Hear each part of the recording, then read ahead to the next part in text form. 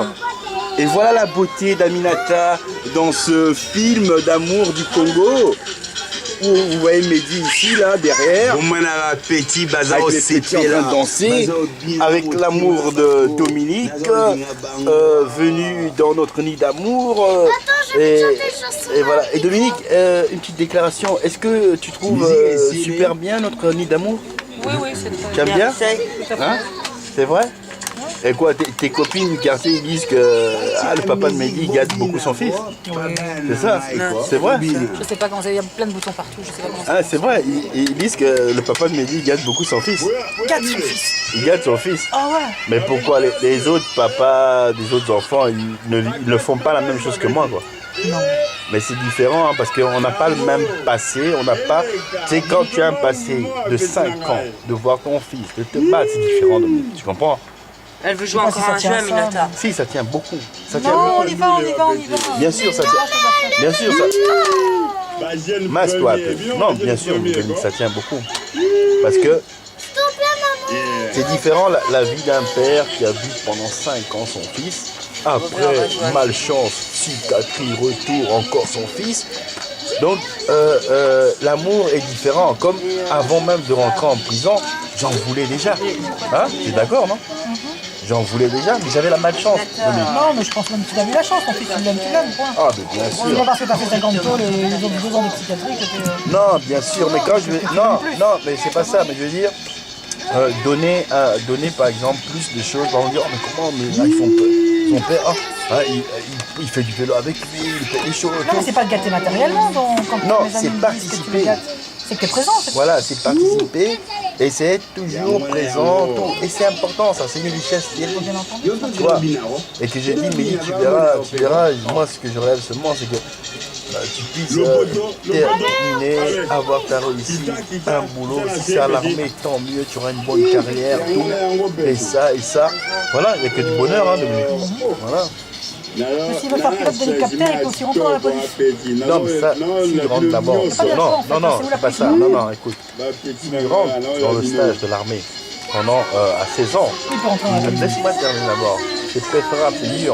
S'il rentre dans le stage de l'armée, hein, ça signifie que quand il rentre dans le stage de l'armée et qu'il va en tant qu'officier, il y a plus de qualifications. Tu ne rentres pas en tant qu'officier à l'armée? Non, il ne rentre pas officier. S'il rentre en stage de 16 ans, il va arriver jusqu'à 19 ans. Quand il obtient sa 6e, il rentre maintenant comme une étude d'officier. Le général, il a fait ça aussi. Il fait officier, après il peut s'orienter, moi je vais faire hélicoptère. Après, il n'est pas obligé de signer le contrat. Il peut dire maintenant à la police, parce que c'est l'État. L'armée, c'est son contrat, t'as pas le tapage. Ça veut dire que s'il fait officier, il est obligé après de laisser. Il est obligé de s'engager 5 ans. Ça c'est rien. 5 ans, il peut s'engager, après il dit, moi je vais maintenant à la police. Et c'est une expérience dans la vie. Et dis-toi bien une chose, c'est que tous les gens qui ont fait l'armée sont à la police. Pourquoi? Parce que l'armée c'est l'État, Dominique. L'armée c'est l'État. Et nombreux de gens qui sont à l'armée vont aller se mettre à la police. On les engage direct. Ils ont des CV neutres, ils n'ont jamais fait des trucs.